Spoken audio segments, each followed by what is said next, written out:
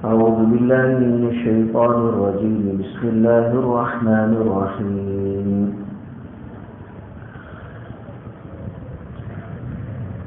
يا أيها الذين آمنوا لا تكونوا كالذين آذوا موسى فبرأه الله مما قالوا وكان عند الله وجيها. يا أيها الذين آمنوا اتقوا الله وقولوا قولا سديدا يصلح لكم أعمالكم ويغفر لكم ذنوبكم ومن يطع الله ورسوله فقد فاز فوزا عظيما. إنا عرضنا الأمانة على السماوات والأرض والجبال فأبين أن يحملنها وأشفقن منها وحملها الإنسان إنه كان ظلوما جهولا. ليعذب الله المنافقين والمنافقات والمشركين والمشركات ويتوب الله على المؤمنين والمؤمنات وكان الله غفورا رحيما. صدق الله العظيم.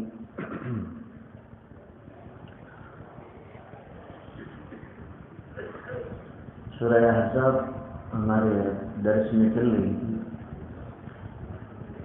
9 رکوع میں سے 8 رکوع کا تذکرہ پہلے ہوا اور پھر یہ طویل وقفہ ہوا. وہ جو اخیری رکوع باقی ہے وہ بھی پڑھا جائے. اسی رکوع پر سورہ احزاب کا اختتام ہوتا ہے، ختم ہوتی ہے. اس سے پہلے کی آیتوں میں اللہ اور اس کے رسول کو اور اسی طرح ایمان والوں کو تکلیف دینے سے اور ایسا رویہ اختیار کرنے سے جو ان کی تکلیف کا ذریعہ بنے ممانعت آئی کی سخت وعید بیان کی.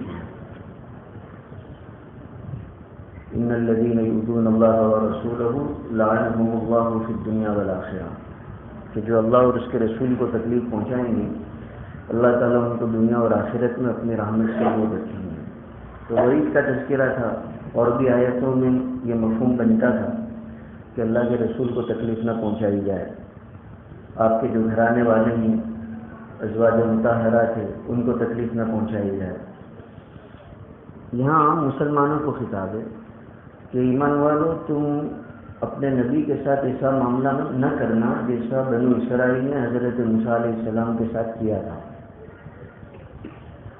انہوں نے حضرت موسیٰ کو تکلیف پہنچائی اور ایسے ایک کا الزام لگایا جس سے اللہ تعالیٰ نے ان کو بری رکھا تھا. اور وہ الزام حضرت موسیٰ علیہ السلام کی تکلیف کا ذریعہ بنا. خیر اللہ تعالیٰ نے حضرت موسیٰ کو اس الزام سے بری کر کے ان لوگوں کے سامنے مبرہ ثابت کر دیا کہ تم جو الزام لگاتے وہ ہمارے اس نبی میں نہیں ہے. لیکن ان کا یہ الزام لگانا حضرت موسیٰ کے لیے باعث سے تکلیف ہوا. باری تعالیٰ فرماتے ایمان والو تم ایسا کوئی سلوک مت کرنا جس کے نتیجے میں تمہارے نبی کو، نبی آخر الزماں کو تکلیف پہنچے. حضرت موسیٰ کی تعریف بھی کی کہ وہ اللہ تعالیٰ کے یہاں بڑے وجیح مقام والے، مرتبے والے. جیسے تو ہر ہی نبی کا اللہ تعالیٰ کے یہاں مقام اور مرتبہ ہے، لیکن ان انبیاء میں جو چند حضرات اولو العزم نبی کہلاتے ان میں حضرت موسیٰ کا بھی شمار ہے. اور تمام انبیاء کے سردار وہ نبی آخر الزمان ہیں. مفسرین فرماتے وجاہت کا مطلب یہ بھی ہوتا ہے کہ جب کسی کی وجاہت کسی کے یہاں ہوتی ہے تو اس کی بات مان لی جاتی ہے، اس کی سفارش کو قبول کیا جاتا ہے، اس کی آرزوؤں کو پورا کیا جاتا ہے. تو حضرت موسیٰ کا اللہ تعالیٰ کے ساتھ یہی تعلق بھی تھا کہ آپ کی سفارش باری تعالیٰ قبول فرماتے تھے، آپ کی دعائیں اللہ تعالیٰ قبول فرماتے تھے. اور نمونے کے طور پر مفسرین نے ذکر کیا ہے کہ اللہ تعالیٰ نے حضرت موسیٰ کی ایسی آرزو اور ایسی سفارش بھی، ایسی دعا بھی قبول فرمائی جو عامةً نہیں ہوا کرتی. انہوں نے جو اپنے بھائی کے لیے حضرت ہارون کے لیے نبوت کی دعا مانگی تھی کہ اللہ تو ان کو نبی بنا دے، اس طرح کی دعا کسی اور سے منقول نہیں ہے. اور ویسے بھی انبیاء اور رسول بنانے کے معاملے میں اللہ تعالیٰ کا خود کا معاملہ ہے، خود کا ضابطہ ہے. کسی کی سفارش سے، کسی کی دعا سے نبوت ملی ہو. یہ صرف حضرت موسیٰ علیہ السلام کے بارے میں منقول ہے کہ انہوں نے اپنے بھائی حضرت ہارون کے لیے جب دعا مانگی کہ اللہ تو ان کو نبی بنا دے، تو 16ویں پارے میں اس کا تذکرہ ہوا، اللہ تعالیٰ نے اس دعا کو قبول فرمایا اور حضرت ہارون کو بھی حضرت موسیٰ اور دیگر انبیاء کی طرح نبوت سے سرفراز فرمایا۔ تو یہ ان کی وجاہت کی بات ہے کہ اللہ تعالیٰ کے یہاں ان کا مقام اور ان کی وجاہت ایسی ہے کہ ایک شخص کے لیے، اپنے بھائی کے لیے جب انہوں نے نبوت کی دعا مانگی، اللہ تعالیٰ نے وہ بھی قبول فرمائی۔ تو حضرت موسیٰ کا اللہ تعالیٰ کے یہاں مقام اونچا تھا، بلند مرتبہ تھا۔ قرآن کریم میں بھی آپ دیکھیں گے پورے قرآن میں تو سب سے زیادہ جس نبی کا اور جس کے واقعے کا تذکرہ اللہ تعالیٰ نے قرآن میں کیا ہے وہ حضرت موسیٰ ہی کا قصہ ہے۔ کثرت سے اللہ تعالیٰ نے جگہ جگہ پر ان کے قصے کو ذکر کیا ہے۔ تو آیت کا مطلب یہ نکلا کہ ایمان والو، جس طرح بنو اسرائیل نے اپنے نبی حضرت موسیٰ کو تکلیف پہنچائی تھی، تم مت پہنچاؤ۔ اب ذہن میں یہ سوال پیدا ہوتا ہے کہ حضرت موسیٰ کو بنو اسرائیل نے کیا تکلیف پہنچائی تھی؟ تو ویسے بنو اسرائیل تو ٹیڑھی پسلی کی طرح ہے، کیا نہیں پہنچایا یہ ایک سوال ہے۔ لیکن اس موقع پر جو خصوصی واقعہ ذکر کیا جاتا ہے نبی کریم صلی اللہ علیہ وسلم کی طرف سے، بخاری شریف میں وہ روایت موجود ہے کہ آپ نے صحابہ اکرام کے سامنے وہ واقعہ نقل فرمایا جو حضرت موسیٰ کی تکلیف کا ذریعہ بنا تھا، بنو اسرائیل نے جو تکلیف پہنچائی تھی۔ اس کا خلاصہ یہ بخاری شریف کی اس روایت کا کہ بنو اسرائیل کے یہاں دستور یہ تھا کہ وہ لوگ غسل کرنے کے معاملے میں، مرد لوگ جو غسل کرتے تھے تو ایک دوسرے سے چھپ کر غسل کرنے کا ان کا اہتمام نہیں تھا، یعنی مرد لوگ تو ایک ساتھ ہی وہ نہر میں، تالاب میں غسل کر لیتے تھے، ستر چھپانے کا ان کا اہتمام نہیں تھا، یہ سمجھ کر کہ سب یکساں ہی تو ہے۔ اس ساتھ بھی بعض علاقوں میں وہ پردے کا اہتمام نہیں کرتے، مرد ہے تو وہ گویا ستر چھپانے کی ضرورت نہیں سمجھتے۔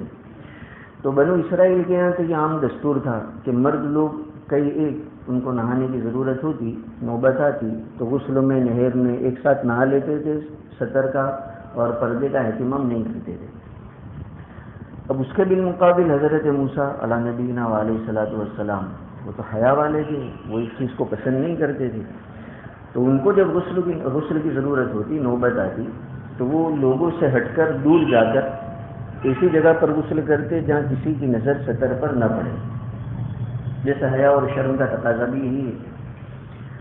اب بنو اسرائیل جو غلط سوچنے میں سب سے زیادہ آگے تھے، انہوں نے یہاں بھی بیٹھے بیٹھے سوچا کہ ہم سب تو یہاں غسل کرتے ایک دوسرے کے سامنے، اور یہ سب سے ہٹ کر اسی جگہ پر جا کر غسل کرتے جہاں ان کو کوئی نظر نہ ہے اور کوئی ان کو نہ دیکھ سکے۔ معلوم ہوتا ہے ان کے جسم میں کوئی عیب ہے، کوئی فالٹ ہے، اس لیے یہ ہم سے چھپاتے اپنے آپ کو۔ اب آدمی کو نہ سمجھ میں آئے تو خاموش رہنا چاہیے، اچھائی پر معمول کرنا چاہیے، لیکن یہ قوم اس سے تھوڑی دور تھی اور ہے، تو انہوں نے یہاں بھی غلط سوچا کہ حضرت موسیٰ جو دور جا کر تنہائی میں غسل کرتے، معلوم ہوتا ہے ان کے جسم میں کوئی عیب ہے، اور بعض روایتوں میں وہ عیب کی وضاحت بھی آئی کہ ان کے جو پوشیدہ اعضاء ہے اس میں کچھ بڑائی معلوم ہوتی ہے اور اس وجہ سے اپنے آپ کو چھپانے کا اہتمام کرتے ہیں۔ اب اللہ تعالیٰ کا نظام یہ ہے کہ وہ اپنے کسی نبی کے معاملے میں ایسے عیب ہو جو لوگوں کے لیے قابل نفرت ہو اور تحقیر کا ذریعہ بنے، اس عیب کے نتیجے میں لوگ اس نبی کو نعوذ باللہ معمولی سمجھے، تو پھر اللہ تعالیٰ اپنے نبی کی اس سے برات کرتے۔ اسی لیے انبیاء کرام کو اللہ تعالیٰ جیسے معنوی اعتبار سے، صفات کے اعتبار سے کامل اور اکمل بناتا ہے، کوئی گندی صفت ان کے دل میں نہیں ہوتی، اسی طرح جسمانی اعتبار سے بھی اللہ تعالیٰ ان کو صحیح سالم اور ٹھیک ٹھاک بناتا ہے۔ نعوذ باللہ کوئی عیب جسمانی اعتبار سے جو قابل نفرت ہو انبیاء کے اجسام میں نہیں ہوا کرتا۔ حضرت ایوب کی بیماری کا لوگ چرچا بہت کرتے ہیں، تو اس کا جواب یہ ہے کہ حضرت ایوب کو اللہ تعالیٰ نے آزمائش کے طور پر ایک وقت کے لیے بیماری میں مبتلا کیا تھا اور پھر اس سے شفا یاب کر دیا۔ تو مستقل کو یہ کسی نبی کے جسم میں جو لوگوں کے لیے نفرت کا، حقارت کا ذریعہ بنے، اللہ تعالیٰ اس سے اپنے نبی کو بچاتا ہے۔ تب حضرت موسیٰ کی طرف یہ لوگ جس عیب کو منسوب کرتے تھے وہ تو گویا مستقل ان کے ساتھ لگا ہوا ہے وہ عیب، تو لوگ حضرت موسیٰ کو معمولی سمجھے، عیب والا سمجھے، نفرت کرے، اس لیے اللہ تعالیٰ نے اس کی برات کا اہتمام کیا اور ایسی شکل پیدا فرما دی جس کے نتیجے میں یہ الزام اور یہ عیب بے پایا ہو جائے اور واضح ہو جائے کہ حضرت موسیٰ کے جسم میں اس طرح کا کوئی عیب نہیں ہے، تو کیا شکل بنائیں گے؟ تو خود نبی کریم صلی اللہ علیہ وسلم فرماتے ہیں کہ حضرت موسیٰ اسی طرح اپنے معمول کے مطابق غسل کے لیے کسی دور جگہ پر تشریف لے گئے جہاں کسی کی نظر نہ پڑے، اور وہاں انہوں نے اپنے کپڑے ایک پتھر پر رکھے اور برہنہ غسل کرنے کے لیے گئے۔ اب اللہ تعالیٰ کو چونکہ برات منظور تھی تو وہ پتھر کو اللہ کی طرف سے حکم ملا، اس نے چلنا شروع کیا اس پتھر میں۔ اب حضرت موسیٰ کے کپڑے اس پر لگے ہوئے، جب وہ غسل کر کے باہر نکلے کپڑے دینے کے لیے تو پتھر بھاگ رہا ہے، جیسے کہ انسان بھاگتا ہے اس طرح پتھر بھاگ رہا ہے۔ حضرت موسیٰ ویسے بھی جلال والے تھے تو کہا بھی صوبی حجر صوبی حجر، اے پتھر میرے کپڑے لا، اے پتھر میرے کپڑے لا، لیکن وہ تو اللہ تعالیٰ کی طرف سے معمور تھا، وہ پتھر تو وہ بھاگ رہا ہے۔ حضرت موسیٰ ہاتھ میں عصا تو رہتا ہی تھا، وہ عصا لے کر پیچھے بھاگ رہے ہیں، حتیٰ کہ وہ پتھر برابر اس مجمع کے درمیان میں جا کر کھڑا ہوا جب بنو اسرائیل کے کچھ لوگ بیٹھے ہوئے تھے۔ اب حضرت موسیٰ تو وہ جوش میں وہاں پہنچ بھی گئے، کیونکہ اس وقت بدن پر کپڑے نہیں تھے، تو بنو اسرائیل کے جو لوگ بیٹھے ہوئے تھے ان کی نظر حضرت موسیٰ کے جسم پر پڑ گئی، اور جس عیب کی نسبت حضرت موسیٰ کی طرف کرتے تھے انہوں نے معلوم کر لیا کہ نہیں، ایسا کوئی عیب نہیں۔ وہ پتھر وہاں جا کر رک گیا۔ حضرت موسیٰ نے اپنے کپڑے پہلے تو پہنے، اور پھر وہ جو غصہ تھا اس سے وہ عصا کے ذریعے سے اس غصے کو اس پر اتارا پتھر پر۔ تو روایتوں میں آتا ہے کہ اتنی زور سے اس کو لکڑیاں ماری کہ اس پتھر پر ان کے ضرب کے مارنے کے 4 یا 5 نشان ہو گئے تھے۔ جیسے انسان کو مارے زور سے لکڑی تو وہ نشان پڑتے ہیں، تو اس طرح پتھر پر بھی ان کے ضرب کے عصا مارنے کے 4 سے 5 نشان پڑ گئے تھے۔ یہ قصہ نبی کریم صلی اللہ علیہ وسلم نے ذکر کیا، امام بخاری رحمۃ اللہ علیہ نے روایت میں اس قصے کو نقل بھی فرمایا۔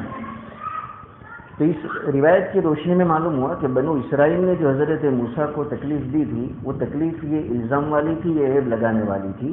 اللہ تعالیٰ نے اس الزام سے، اس عیب سے حضرت موسیٰ کو بری کر کے بدلا دیا، اور وہ تھے بھی اللہ تعالیٰ کے یہاں وجاہت والے۔ تو باری تعالیٰ فرماتے ایمان والو تم ایسا کوئی عمل، ایسا کوئی سلوک مت کرو جس کے نتیجے میں تمہارے نبی کو تکلیف پہنچے۔ یہ تو پہلی آیت کا مطلب ہوا۔ اس کے بعد یا ایھا الذین آمنوا اتقوا اللہ وقولوا قولا سدیدا، کہ ایمان والو اللہ سے ڈرو اور درست بات کہو۔ اس کا فائدہ یہ ہوگا کہ اللہ تعالیٰ تمہارے اعمال ٹھیک کر دیں گے، اور دوسرا فائدہ یہ ہوگا کہ اللہ تمہارے گناہوں کو معاف کر دیں گے۔ اس آیت میں شروع میں اللہ نے تقوی کا حکم دیا کہ ایمان والو اللہ سے ڈرو، اور تقوی کیا پوری شریعت پر عمل کا نام ہے، چونکہ تقوی کا حاصل بنتا ہے اطاعت خدا بندی۔ ویسے لفظی ترجمہ تو ڈرنا اور بچنا، تو اللہ تعالیٰ سے ڈر کر آدمی اللہ تعالیٰ کی نافرمانی سے بچے، اور اللہ نے جن کاموں کو ضروری قرار دیا اگر اس کو نہیں کرے گا تب بھی نافرمانی ہوئی، تو حاصل بنا کہ جو کام کرنے کا پابند بنایا بندہ اس کو کرے، اور جن کاموں سے بچنے کا پابند بنایا بندہ اس سے بچے۔ یہ ہے تقویٰ۔ تو اسی کو ہم تعبیر کریں گے اطاعت خدا بندی، مامورات کو بجا لانا، منہیات سے اپنے آپ کو بچانا۔ تو اس کا حکم دیا کہ ہمارے احکام کو بجا لاؤ، جو کرنے کے کام ہے وہ کرو، بچنے کے کام ہے اس سے بچو۔ اب اس پر پورا اترنا اتنا آسان نہیں ہے۔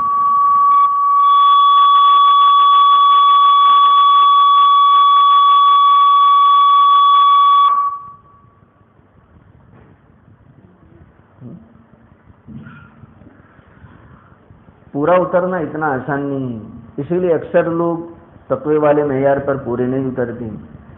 گناہوں کا سلسلہ اکثر و بیشتر کے ساتھ لگا ہوا ہے، اللہ تعالیٰ کے احکام کو چھوڑنے کا سلسلہ اکثر و بیشتر کے ساتھ لگا ہوا ہے۔ تو مفسرین فرماتے ہیں کہ اللہ تعالیٰ نے تقوی کا تذکرہ تو قرآن میں کئی جگہ پر کیا ہے، اور بہت سی جگہوں پر جہاں تقوی کا حکم دیا تو اس کے بعد کوئی ایسا عمل بھی ذکر کیا ہے جس کو اختیار کرنے سے تقوی کے باقی تقاضوں پر عمل آسان ہو جاتا ہے۔ کئی مثالیں دی ہیں، مثلا 11ویں پارے میں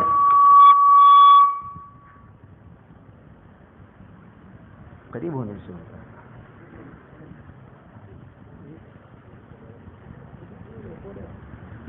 یہ تو اس کا ہی ہے، بس چلے گا، آواز جاتا ہے۔ مثلا 11ویں پارے میں جہاں اللہ تعالیٰ نے تقوی کا حکم دیا تو وہاں ساتھ میں اس کا بھی تذکرہ کیا، وَكُونُوا مَعَ الصَّادِقِينَ، کہ سچوں کے ساتھ رہو۔ مفسرین فرماتے ہیں کہ تقوی پر عمل کرنا اور تقوی کو اختیار کرنا ہو گیا۔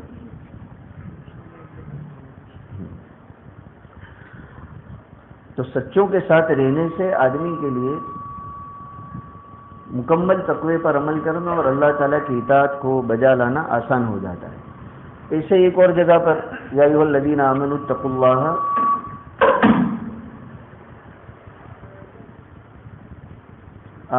اللہ ولتنظر نفس ما قدمت لغد، کہ ایمان والو اللہ سے ڈرو اور آئندہ تم کو جو اللہ تعالیٰ کے سامنے حاضر ہونا ہے تو دیکھ لو تم نے کیا عمل بھیجے ہیں، مطلب آخرت کا تذکرہ ہے۔ تو مفسرین فرماتے فکر آخرت یہ بھی وہ عمل ہے جو انسان کو مکمل تقوی پر عمل کرنے میں معین بنتی ہے۔ تو سچوں کے ساتھ رہنا، پورے تقوی پر عمل کرنا اس کے لیے آسان ہوتا ہے، فکر آخرت اس کے نتیجے میں اللہ تعالیٰ کی مکمل اطاعت آسان ہوتی ہے۔ تو ایسے ہی اللہ تعالیٰ نے یہاں بھی ایک ایسے عمل کا ذکر کیا ہے جس کو اپنانے سے باقی تقوی کے تمام تقاضوں پر عمل آسان ہو جاتا ہے، اور وہ کرنے کی ضرورت ہے، واقعی میں اللہ تعالیٰ کی طرف سے آسانی ہوتی ہے۔ اور وہ عمل کیا ہے؟ وَقُولُوا قَوْلًا سَدِيدًا، کہ اپنی زبان سے صحیح بات نکالو۔ اس کا تعلق، اس عمل کا تعلق انسان کی زبان سے ہے۔ یہاں لفظ صدق اللہ نے استعمال نہیں کیا، کیونکہ صدق کا ترجمہ صرف ہوتا ہے سچائی، جبکہ صداد کا معنی مفسرین فرماتے ہیں جس میں تین باتیں ہو، سچ ہو، جھوٹ نہ ہو، ثواب ہو، خطا نہ ہو، اور مستقیم ہو، ہزل اور بیہودہ نہ ہو۔ تو آدمی اپنی زبان سے ایسی باتیں نکالے جس میں سچائی ہو، جھوٹ کی آمیزش نہ ہو، ٹھیک بات ہو، خطا اور غلطیاں نہ ہو، اور ہزل اور بیہودہ چیزیں نہ ہو، ٹھیک اور عمدہ باتیں ہو۔ تو اس کا اگر بندہ اہتمام کرتا ہے اس عمل کا، تو اللہ تعالیٰ اس کے لیے باقی تقوی کے تقاضوں کو بھی آسان کر دیں گے۔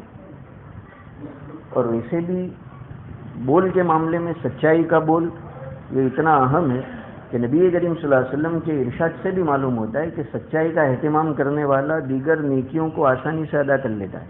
سچائی میں اللہ نے یہ تاثیر رکھی ہے، لیکن اس کو پابندی سے اپنانا پڑے گا۔ تب آدمی کبھی کبھار سچ بول لے تو اس پر یہ فضیلت نہیں ہے، یہ وعدہ نہیں ہے۔ سچائی کا التزام کر لے کہ جو بولوں گا زبان سے ٹھیک ہی بولوں گا، نہ بیہودہ بات نکلے گی، نہ فاحش بات نکلے گی، نہ خطا والی، نہ جھوٹ والی۔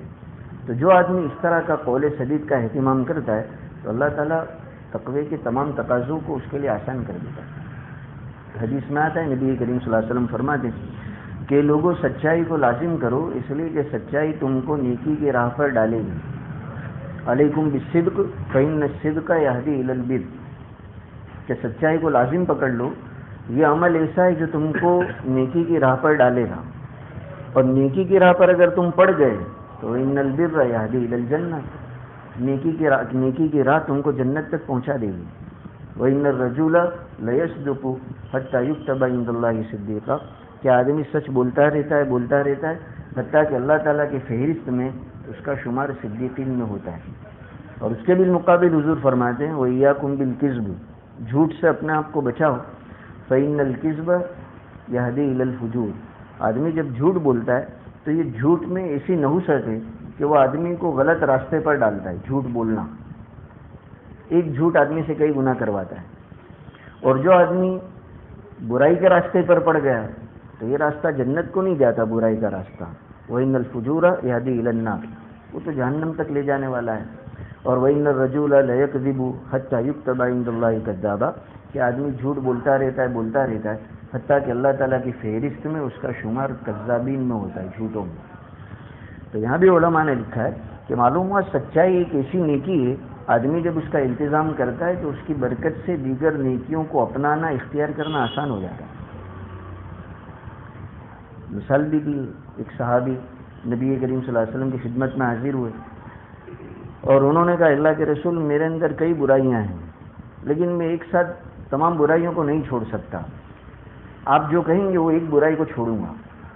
وہ برائیاں انہوں نے گنوائی، میں غلط کام بھی کرتا ہوں، زنا کا بھی ارتکاب ہوتا ہے، شراب بھی پیتا ہوں، یہ بھی غلطی ہے جو مجھ سے ہوتی ہے، جھوٹ بھی بولتا ہوں، یہ بھی غلطی ہے مجھ سے ہوتی ہے، تو یہ غلطیاں ایک ساتھ میں نہیں چھوڑ سکتا. آپ کو ایک غلطی چھوڑنے کو بتائیں گے تو وہ اس کو چھوڑوں گا. نبی کریم صلی اللہ علیہ وسلم تو معلم تھے اور حکمتوں سے بھرے ہوئے تھے.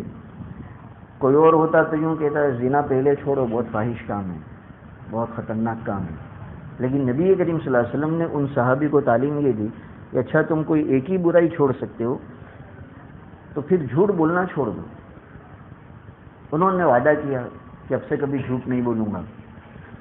تو روایت میں آتا ہے کہ یہ جھوٹ بولنے کا جو انہوں نے اہتمام کیا کہ چھوڑ دوں گا، اس کا فائدہ یہ ہوا کہ آہستہ آہستہ سب غلطیاں اور سب گناہ ان سے چھوٹ گئے. اس لیے کہ اب حضور سے تو وعدہ کر چکے کہ جھوٹ نہیں بولوں گا. عادت کے مطابق خیال آیا چوری کر لوں، پھر اپنا آپ کو ہی کہہ رہے ہیں چوری کروں گا تو دو میں سے ایک بات پکڑا جاؤں گا اور لوگ پوچھیں گے تو یا تو نہ کہوں گا تو جھوٹ ہو جائے گا اور ہاں کہوں گا تو سزا جاری ہوگی، اور جھوٹ بول نہیں سکوں گا اس لیے کہ میں نے وعدہ کیا ہے سچ بولنے کا. تو چوری کا جو خیال آتا تھا وہ دور ہو گیا. یہی حال زنا کے خیال میں بنا، یہی حال شراب کے خیال میں بنا. نتیجہ یہ نکلا کہ ان کا یہ اہتمام کرنا، سچ بولنے کا التزام کرنا، اس ایک عمل نے باقی گندگیاں ان سے چھڑوا دی. آج ہمارا معاشرہ اور سماج اسی معاملے میں بہت پیچھے ہو گیا. مسلمان جھوٹ بولنے میں بہت آگے بڑھ گیا.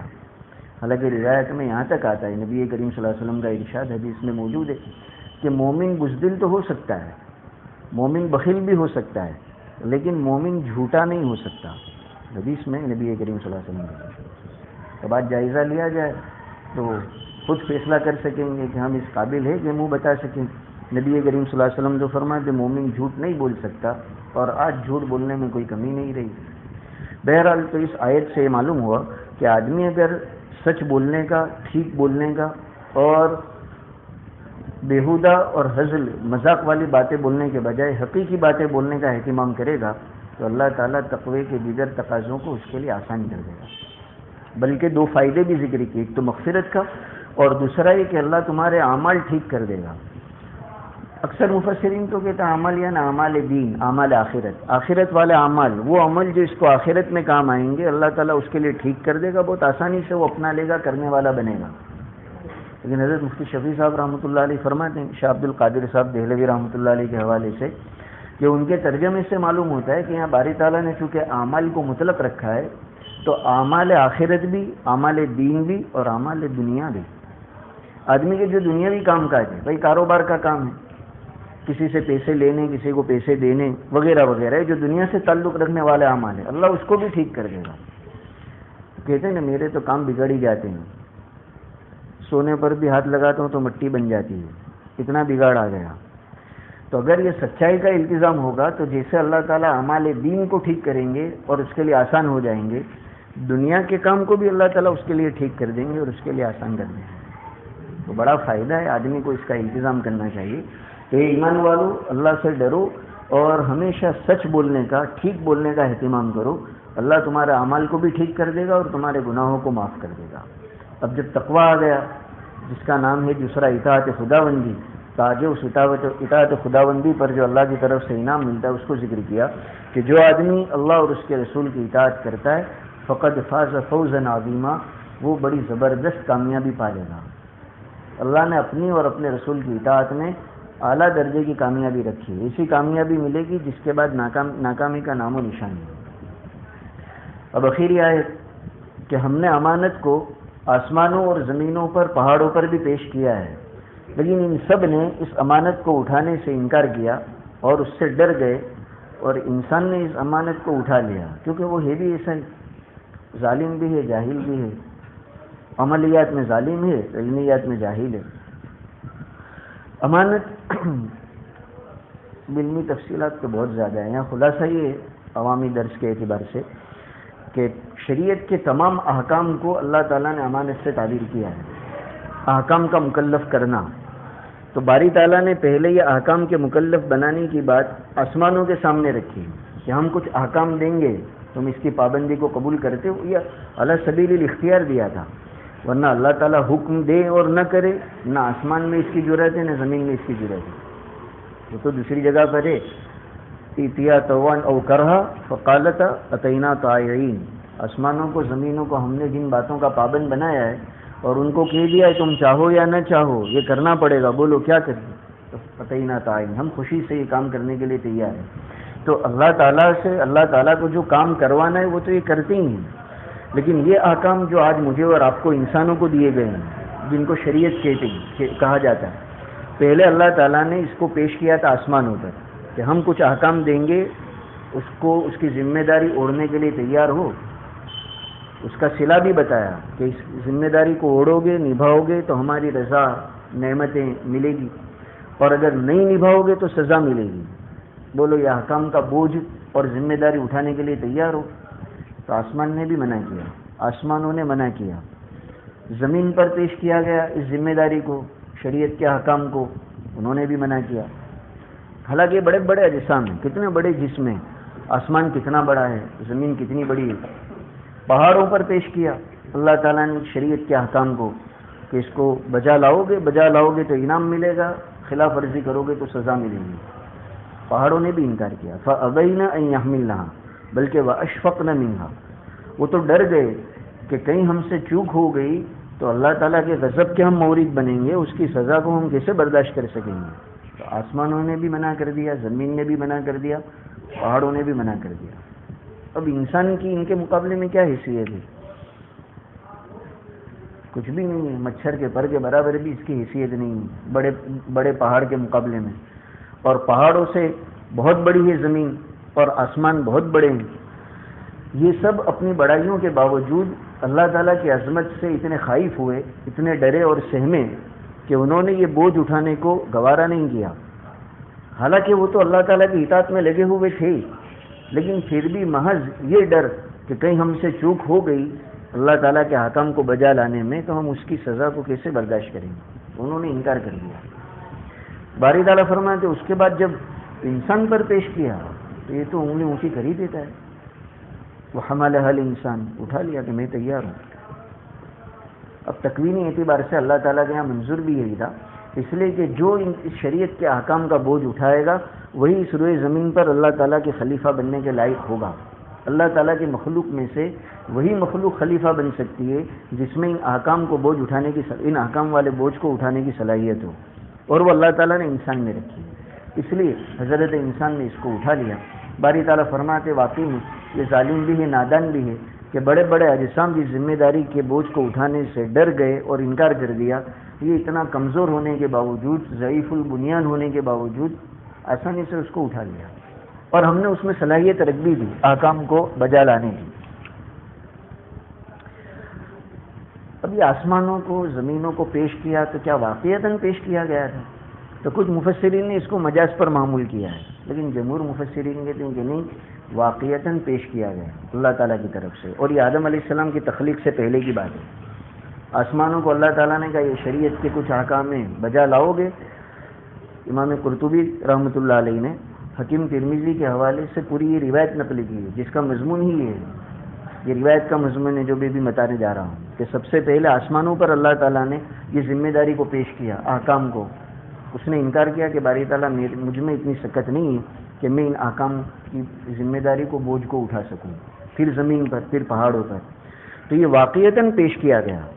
اب رہ گیا یہ کہ یہ تو ایک بے جان چیز ہے، آسمان بھی، زمین بھی، پہاڑ بھی، ان کو پیش کرنا اور ان کا جواب دینا، تو یہ ہم کو محدود عقل سے سوچنے کی ضرورت نہیں ہے۔ جس ذات نے ان چیزوں کو پیدا کیا وہ ذات ان کو احساس اور ادراک کی قوت دینے پر بھی قادر ہے، بلکہ نطق اور گویائی کی قدرت دینے پر بھی قادر ہے۔ اور قرآن میں دوسری جگہ پر ہے وَإِن مِّن شَيْءٍ إِلَّا يُسَبِّحُ بِحَمْدِهِ، کہ کائنات کی ہر چیز اس کی تسبیح کرتی ہے، اللہ تعالیٰ کی پاکی بیان کرتی ہے، اللہ تعالیٰ کی حمد بیان کرتی ہے۔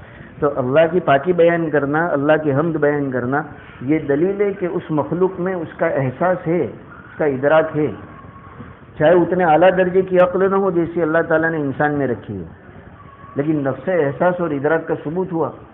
تو جب تمام مخلوقات میں اللہ تعالیٰ نے ایسا احساس اور ادراک رکھا ہے تو ان آسمانوں کو قوت گویائی بھی دی جا سکتی ہے، اور اللہ تعالیٰ نے دی، اور انہوں نے جواب دیا کہ اللہ ہمارے بس میں نہیں ہے اس بوجھ کو اٹھانا۔ زمین نے بھی جواب دیا ہمارے بس میں نہیں ہے، اور پہاڑوں نے بھی جواب دیا کہ اللہ ہمارے بس میں نہیں ہے۔ اب یہ پوری شریعت کا جو نظام ہے، احکام بجا لانے والے بھی اور بچنے والے بھی، حضرت انسان کو اور ان کے جو سب سے اولین ہے حضرت آدم، ان کی تخلیق کے بعد اللہ تعالیٰ نے ان پر پیش کیا، انہوں نے اس کو قبول کیا۔ حضرت آدم نے قبول کیا تو آپ کے آنے والی تمام اولادوں کی ذمہ داری بنی کہ وہ ان احکام کو قبول کرے، اور اللہ تعالیٰ کی طرف سے پابند بنایا گیا، پابندی دی گئی، اور یہی دستور قیامت تک کے لیے انسانوں کے واسطے ہو گیا کہ جو احکام کو بجا لائے گا اللہ تعالیٰ کے یہاں اعزاز پائے گا، نعمتیں ملے گی، جو خلاف ورزی کرے گا اللہ تعالیٰ کے یہاں اس کو سزا ملے گی۔ تو یہ انسان نے اس بوجھ کو اٹھا لیا ہے، میں اور آپ بھی اس میں آ چکے ہیں، اس لیے اب ہماری کامیابی اسی میں ہے کہ ہم اس بوجھ کو ادا کریں، جو کرنے کے کام ہے وہ کریں، جو بچنے کے کام ہے اس سے بچیں۔ آگے اسی کو لیواز ذبح کہہ کر لام عاقبت کا ہے، اور یہ انجام جو ہے وہ حملہ کا ہے کہ جب انسان نے بوجھ اٹھا لیا تب اس کا انجام یہ بنے گا کہ انسانوں میں جو منافق مرد ہیں اور جو منافق عورتیں ہیں، جو مشرک مرد ہیں، جو مشرک عورتیں ہیں یعنی کفار، چونکہ انہوں نے تو اس بوجھ کو انجام نہیں دیا، اللہ تعالیٰ کے حکام کو توڑا، تو اس کا نتیجہ یہ نکلے گا، انجام یہ بنے گا کہ اللہ ان کو سزا دے گا۔ اور جو ایمان والے بندے ہیں اور ایمان والے عورتیں ہیں، چونکہ ان حکام کو بجا لاتے ہیں، بنیادی حکم جو ایمان کا ہے اس کو بجا لائے تو اللہ تعالیٰ ان پر رحمت کرے گا۔ اب جس نے ایمان کے ساتھ اعمال صالحہ بھی کیے، گناہوں سے بھی بچایا، تو اللہ تعالیٰ کی وہ اولین رحمت ان کو نصیب ہوگی، بغیر سزا کے جنت میں جائیں گے۔ اور اگر ایمان تو ہے لیکن اعمال کے معاملے میں کوتاہیاں ہوئی ہے، کچھ اوامر کو چھوڑا ہے، منہیات کا ارتکاب کیا ہے، اور اللہ تعالیٰ کے فضل سے معافی نہیں ہوئی ہے، تو پھر کچھ سزا بھگت کر بھی اللہ تعالیٰ کی وہ رحمت کے تو حقدار ہوں گے، جنت میں جائیں گے۔ وکان اللہ غفور الرحیم، اللہ تعالیٰ بخشنے والا بھی ہے، رحم کرنے والا بھی ہے۔ اس لیے انسان ان احکام کی ادائیگی میں جب کچھ کوتاہی کرتا ہے اور اللہ سے معافی مانگتا ہے، اللہ تعالیٰ معاف بھی کر دیتے ہیں اور اپنی رحمت سے بھی ڈھانپ لیتے ہیں۔ یہ سورہ احزاب ختم ہے۔